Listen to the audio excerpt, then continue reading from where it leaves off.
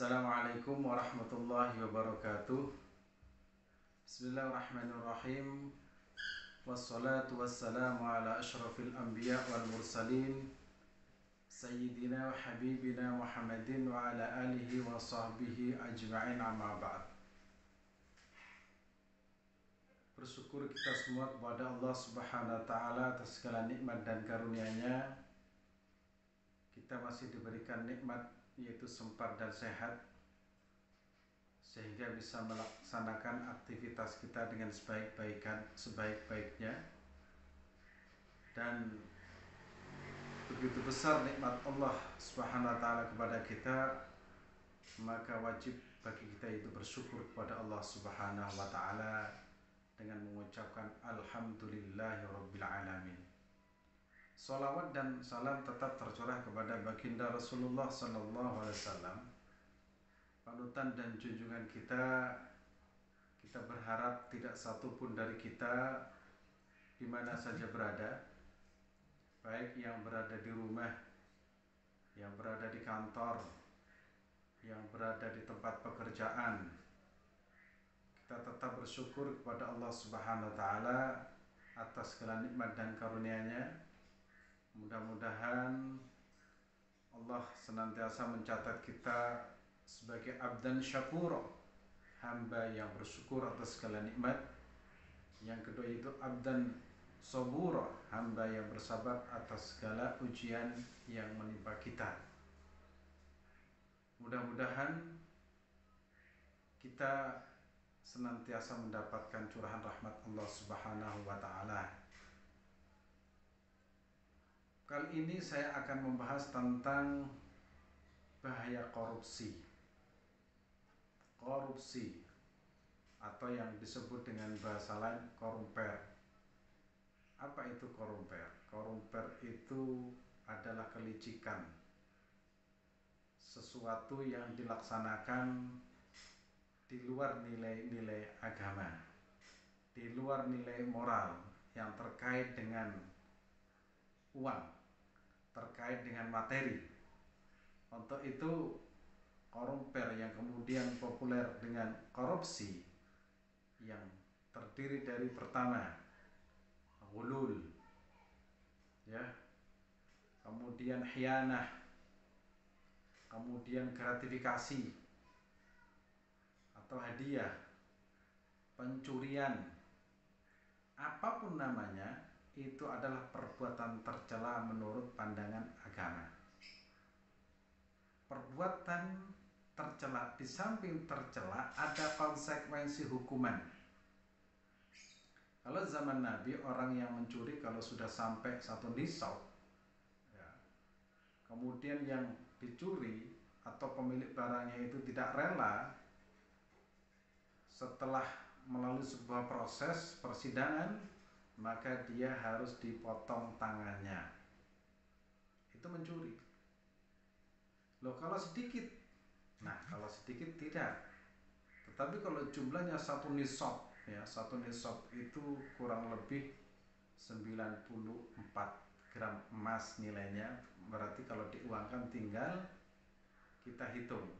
Kalau harga emas itu 500 atau 550 dikalikan 94, maka itu nisab. Kalau sudah mencuri sejumlah itu, maka dia dikenakan hukuman potong tangan. Nah, dalam pelaksanaan hukuman, Nabi pernah menyampaikan kepada para sahabat, seandainya anak saya yang mencuri, yaitu Fatimah, maka aku sendiri yang memotong. Artinya apa? Dalam masalah hukum itu tidak boleh tebang pilih. Misalkan ini adik saya, ini anak saya, ini orang tua saya, ini misalkan kiai, ini ustadz, ini dosen, ini dokter, ini mahasiswa, ini keturunan misalkan keturunan orang terhormat. Kalau mencuri sudah sampai satu nisab, itu konsekuensinya adalah hukuman potong tangan. Itu kalau perorangan. Tapi kalau sifatnya ya, kolektif.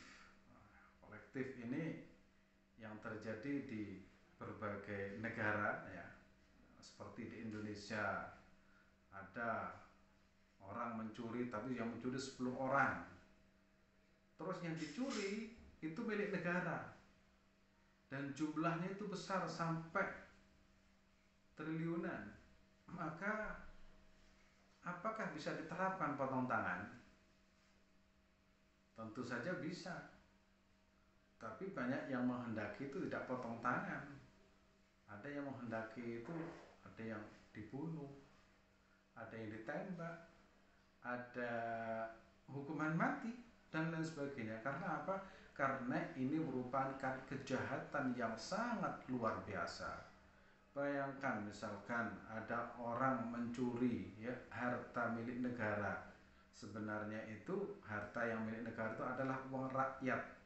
Ya, rakyat kecil, petani, pedagang, pemulung, pengendara motor, tukang parkir.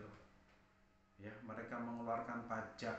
Setelah pajak dikumpulkan, kemudian ada sosok yang mencuri. Ya, mencuri itu yang kemudian disebut dengan koruptor. Maka konsekuensinya itu sebenarnya bukan hanya potong tangan, tetapi orangnya itu harus mendapat hukuman setimpal. Itu banyak yang mengusulkan hukuman mati, kemudian hartanya diambil dengan harapan apa? Dengan harapan uang itu kembali kepada rakyat atau masyarakat yang secara ya, secara khusus mereka terzolimi dengan perilaku perorangan tersebut. Tetapi di Indonesia adalah negara, yaitu negara hukum, maka kita harus taat terhadap aturan hukum yang berlaku yang disepakati negara Indonesia. Tetapi yang ini sampaikan kali ini, yaitu pada mata kuliah kali ini, yaitu tentang bahaya ya, bahaya korupsi, bahaya korupsi ini ternyata dampaknya luar biasa terhadap pribadi, secara pribadi, kemudian keluarga, bahkan dampak secara luas yang mana kita hidup di tengah-tengah masyarakat. Nah, kita bahas tentang penyebab orang melakukan korupsi. Apa sih penyebab? Ada dua penyebab. Pertama yaitu internal dan eksternal. Yang saya ingin tekankan di sini adalah internal. Nah, internal itu berarti yaitu motif internal, yaitu motif yang timbul dari diri orang itu sendiri, dari dalam, internal. Apa sih? Kalau kita tahu orang saat ini itu sangat konsumtif. Ya, konsumtif. Apa itu konsumtif? Itu ia mengkonsumsi sesuatu yang di luar keperluannya. HP harus bagus, sepatu harus bagus, baju harus bagus, tas harus bagus, ya. Makan di tempat yang mewah, tidak mau makan di tempat yang biasa-biasa saja. Kalau ada barang baru pasti dia itu membeli, itu namanya konsumtif. Terus gaya hidupnya apa? Gaya hidupnya itu hedonis. Hedonis itu apa sih? Hedonis itu suka barang-barang yang mewah, makan mewah, pakaian serba mewah, pokoknya serba wow. Nah, gaya hidup seperti ini itu menyebabkan orang ya, menyebabkan orang itu untuk melakukan perbuatan yang dilarang. Yaitu tadi korupsi. Entah itu membohongi dalam skala kecil atau skala besar. Mencuri ya, mencuri uang negara dengan jumlah triliunan. Dan kita tentu sering mendengar ya, di Kementerian Sosial ya, kemudian di kementerian-kementerian yang lain itu terjadi korupsi. Itu tidak lain tidak bukan itu karena apa? Ada motif ya, motif internal, di mana kita tahu pelakunya adalah orang-orang yang suka barang mewah. Dan ini penyebab dari diri sendiri. Itu yang menurut seorang ulama yaitu Ibnu Athaillah Al-Iskandari itu menjadi hamba keinginan sendiri. menjadi tamiun, orang yang tamak terhadap hawa nafsunya. Dia itu diperdaya hawa nafsunya, keinginannya itu harus diikuti dan dituruti, sehingga dia akan melakukan apa saja, seperti mencuri, menipu, bahkan kadang itu merampok demi untuk memenuhi keinginan dirinya sendiri. Nah, ini yang disebut dengan internal. Untuk itu, ya, hukuman orang-orang yang melakukan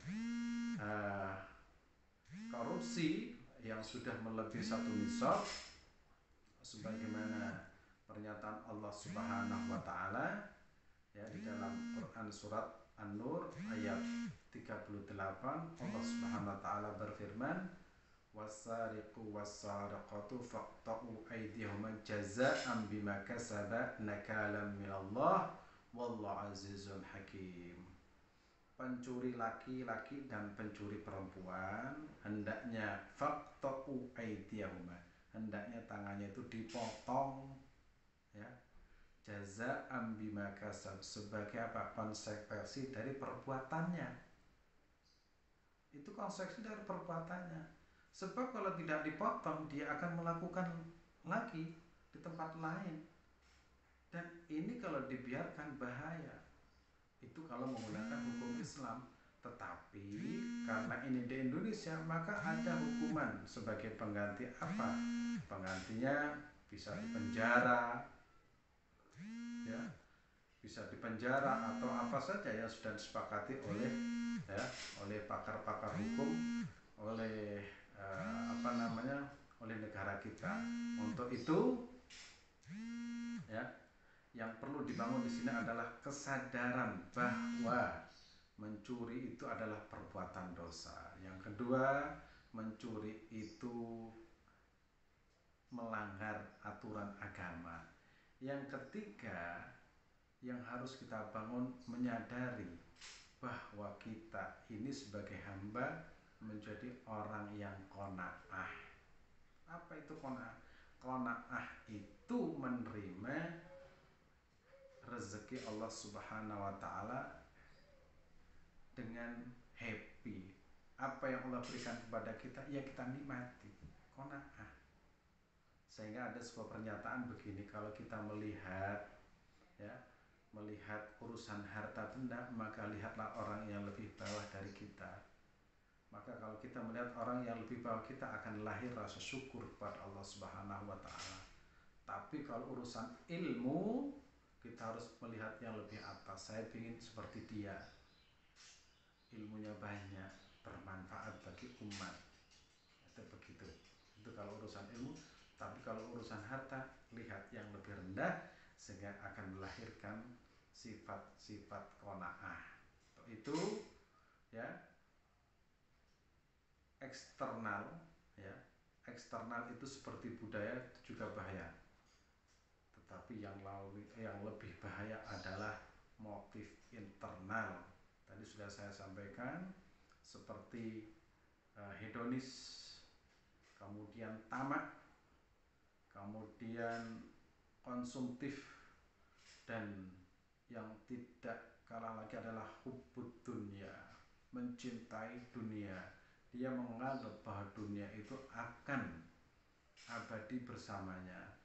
Kadang kita melihat orang yang mencintai dunia secara berlebihan, justru setelah dunianya dikumpulkan, ditinggal pergi, yaitu kembali kepada Allah Subhanahu wa taala. Untuk itu, korupsi ini harus kita hindari.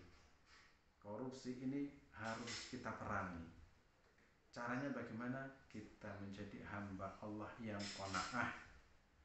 Kemudian kita bersyukur atas segala apa yang Allah berikan kepada kita, dan jangan pernah melihat orang yang lebih tinggi dari kita urusan harta, tapi lihatlah orang yang lebih rendah dari kita, sehingga akan melahirkan rasa syukur.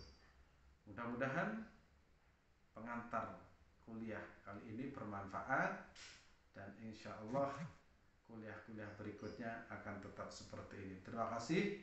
Assalamualaikum warahmatullahi wabarakatuh.